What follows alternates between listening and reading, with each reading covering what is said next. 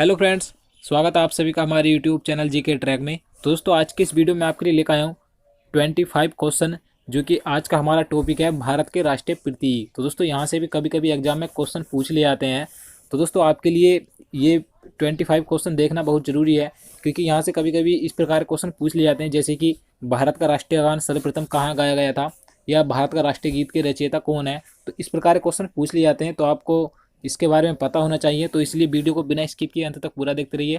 और आप हमारी वीडियो पहली बार देख रहे हैं तो हमारे चैनल को जरूर सब्सक्राइब करें, और उसके साइड में जो बेल आइकन है उसे जरूर दबाएं, ताकि जब भी मैं वीडियो अपलोड करूं आप उसे देख सकें। तो चलिए वीडियो शुरू करते हैं। तो दोस्तों आज का ये पहला क्वेश्चन है, भारत के राष्ट्रीय ध्वज की लंबाई और चौड़ाई का अनुपात कितना है। तो दोस्तों आपको पता होना चाहिए जो भारत का राष्ट्रीय ध्वज है उसकी लंबाई और चौड़ाई का अनुपात कितना है। तो दोस्तों उसकी जो लंबाई और चौड़ाई का अनुपात है 3:2 है, यानी कि इसका जो आंसर हो जाएगा ऑप्शन नंबर बी सही हो जाएगा, 3:2। तो दोस्तों जो आप इस चीज़ में कंफ्यूज मत होना कि आपको, जैसे कि अगला क्वेश्चन मैं आपको बता देता हूँ। जैसे यहाँ क्वेश्चन नंबर 2 है, भारत के राष्ट्रीय ध्वज की चौड़ाई और लंबाई का अनुपात क्या है। देखिए दोस्तों यहाँ पर पहले क्वेश्चन में पूछा गया था कि इसकी जो लंबाई और चौड़ाई का अनुपात, लेकिन दूसरे क्वेश्चन में पूछा गया है चौड़ाई और लंबाई। तो आप जल्दबाजी में इस क्वेश्चन को गलत मत करना, क्योंकि क्वेश्चन उल्टे सीधे करके पूछ लिए जाते हैं कि यहाँ पर लंबाई पूछी थी पहले और दूसरे क्वेश्चन में यहाँ चौड़ाई पहले पूछी है।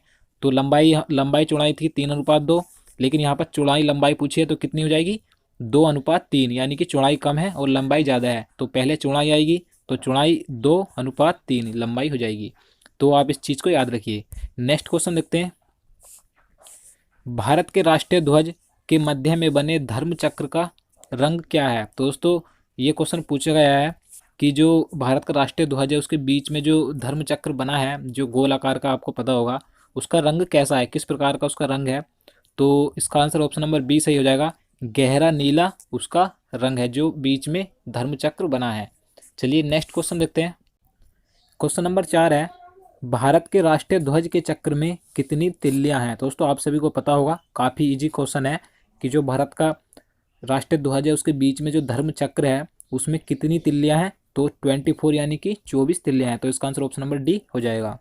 नेक्स्ट क्वेश्चन देखते हैं, स्वतंत्र भारत के राष्ट्रीय ध्वज का डिजाइन निम्नलिखित में से किसने बनाया था। दोस्तों वेरी इंपॉर्टेंट क्वेश्चन है, यहाँ से ये क्वेश्चन भी कई बार पूछा गया है कि जो भारत का राष्ट्रीय ध्वज है उसका डिजाइन किसने बनाया था, किसने तैयार किया था। तो दोस्तों आपको पता होना चाहिए। तो इसका आंसर ऑप्शन नंबर डी हो जाएगा, पिंगाली वेंकैया ने इसका डिजाइन बनाया था। तो इसका आंसर ऑप्शन नंबर डी सही हो जाएगा, पिंगाली वेंकैया। तो आप इसे याद रखिए। नेक्स्ट क्वेश्चन देखते हैं। क्वेश्चन नंबर 6 है, भारत का राष्ट्रीय गान है। तो आप सभी को पता होगा कि भारत का राष्ट्रीय गान क्या है। तो जन गण मन भारत का राष्ट्रीय गान है। तो काफ़ी इजी क्वेश्चन है, तो इसका आंसर ऑप्शन नंबर सी हो जाएगा। नेक्स्ट क्वेश्चन देखते हैं, भारत के राष्ट्रीय गान के रचयिता कौन है। तो दोस्तों राष्ट्रीय गान के रचयिता के बारे में आप सभी को पता होना चाहिए। तो आप इसका आंसर लगा सकते हैं कि राष्ट्रीय गान के रचयिता कौन है। तो इसका आंसर ऑप्शन नंबर बी हो जाएगा, रविन्द्रनाथ टैगोर राष्ट्रीय गान के रचयिता हैं। तो दोस्तों इस वीडियो में कुछ इजी क्वेश्चन भी है और कुछ ऐसे क्वेश्चन भी है जिसके बारे में आपको नहीं पता होगा। तो आप ये मत समझिए कि काफ़ी आसान क्वेश्चन है, मुझे पता है, लेकिन यहाँ से अगर क्वेश्चन पूछ लिए जाते हैं तो कभी कभी एग्जाम में नहीं हो पाते हैं। तो आप इस वीडियो को पूरा देखते रहिए। तो अगला क्वेश्चन है, राष्ट्रीय गान जन गण मन सर्वप्रथम कब और कहाँ गाया गया था। तो दोस्तों वेरी इंपॉर्टेंट क्वेश्चन है ये। इसमें पूछा गया है कि जो राष्ट्रीय गान है सर्वप्रथम कब और कहाँ पर गाया गया था। तो ये पूछा गया है।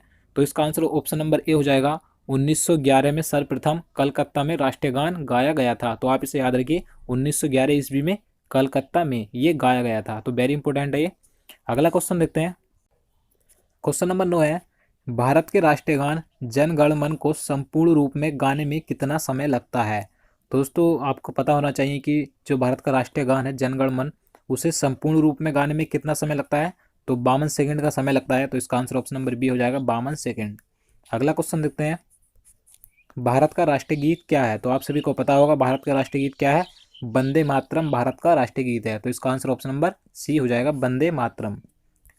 क्वेश्चन नंबर 11 है, भारत के राष्ट्रीय गीत के रचयिता कौन है। दोस्तों जैसे कि मैंने आपको पहले बताया कि भारत के राष्ट्रीय गान के रचयिता कौन है, तो बंकिम चंद्र सॉरी रविन्द्रनाथ टैगोर राष्ट्रीय गान के रचयिता हैं। लेकिन यहाँ पर पूछा गया है राष्ट्रीय गीत के रचयिता कौन है। तो राष्ट्रीय गीत के रचयिता कौन है, बंकिम चंद्र चटर्जी राष्ट्रीय गीत के रचयिता हैं। तो आप इसे याद रखिए, राष्ट्रगान के रचयिता रविन्द्रनाथ टैगोर और राष्ट्रगीत के रचयिता बंकिम चंद्र चटर्जी हैं। तो अगला क्वेश्चन देखते हैं। क्वेश्चन नंबर 12 है, भारत के राष्ट्रीय गीत के गायन की अवधि क्या है। तो दोस्तों जैसे मैंने आपको पहले बताया कि भारत के राष्ट्रीय गान की अवधि कितनी है, 52 सेकेंड। लेकिन इस क्वेश्चन में पूछा गया है कि भारत के राष्ट्रीय गीत की अवधि क्या है गाने की, तो कितनी है, 65 सेकेंड है, यानी कि 65 सेकेंड है। तो इसका आंसर ऑप्शन नंबर सी हो जाएगा, 65 सेकेंड। तो आप इसे याद रखिए। अगला क्वेश्चन देखते हैं। क्वेश्चन नंबर 13 है, भारत का राष्ट्रीय गीत वंदे मातरम सर्वप्रथम कब गाया गया था। दोस्तों इस क्वेश्चन में पूछा गया है कि भारत का राष्ट्रीय गीत सर्वप्रथम किस ईस्वी में गाया गया था। तो 1896 ईस्वी में गाया गया था सर्वप्रथम। तो इसका आंसर ऑप्शन नंबर बी हो जाएगा, 1896 ईस्वी में। अगला क्वेश्चन देखते हैं, भारत का राष्ट्रीय गीत वंदे मातरम किस ग्रंथ से संकलित है। दोस्तों वेरी इंपॉर्टेंट क्वेश्चन है ये। क्वेश्चन नंबर 14 है कि जो भारत का राष्ट्रीय गीत है वंदे मातरम, वह किस ग्रंथ से संकलित है।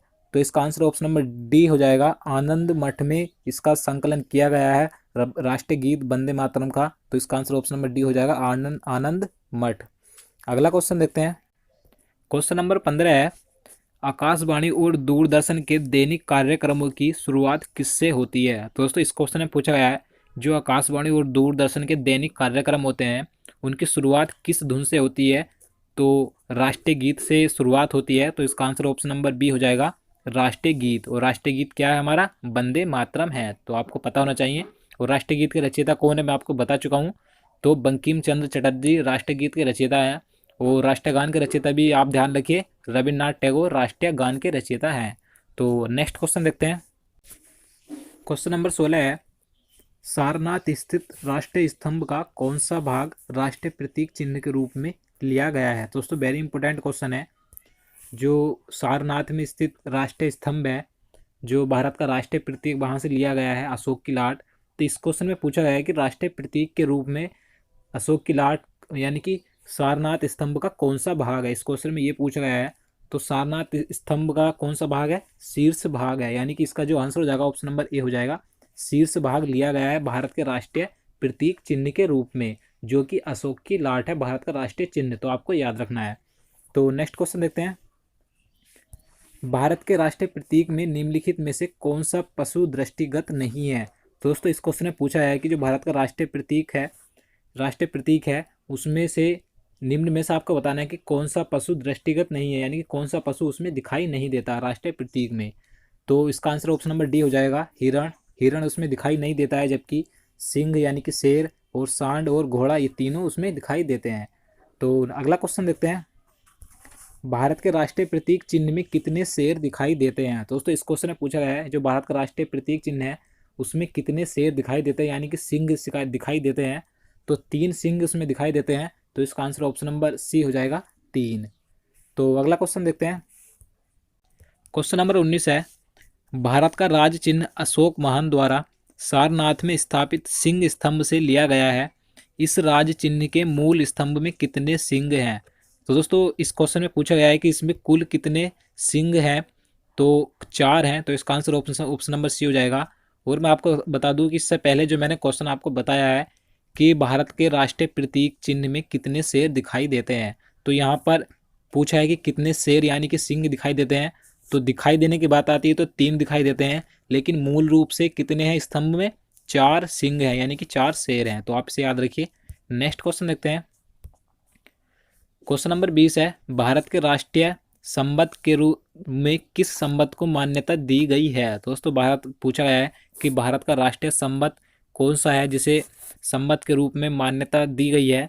तो इसका आंसर ऑप्शन नंबर बी हो जाएगा, शक संबंध को मान्यता दी गई है राष्ट्रीय संबंध के रूप में। तो इसका आंसर ऑप्शन नंबर बी हो जाएगा, शक संबंध। नेक्स्ट क्वेश्चन देखते हैं।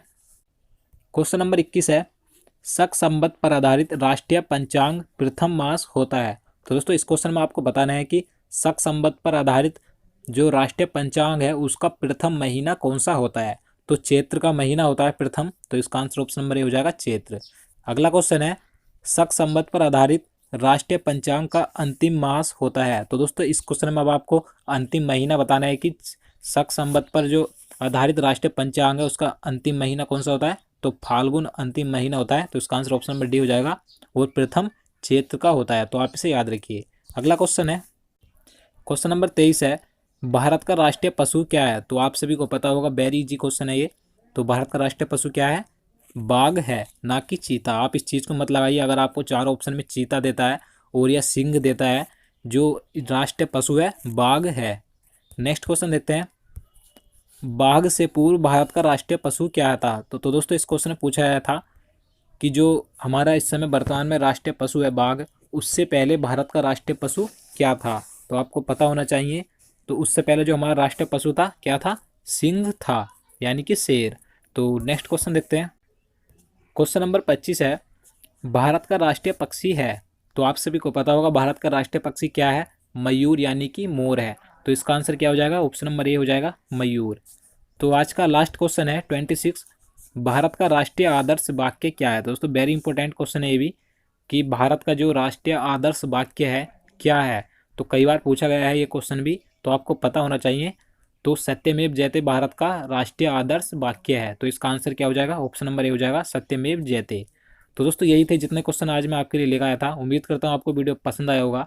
तो दोस्तों अगर आप इसी तरह के और आगे वीडियो चाहते हैं तो हमारे चैनल को ज़रूर सब्सक्राइब करें। साथ ही में उसके साइड में जो बेल आइकन है उसे ज़रूर दबाएं। तो दोस्तों मिलते हैं नेक्स्ट वीडियो में, तब तक के लिए नमस्कार।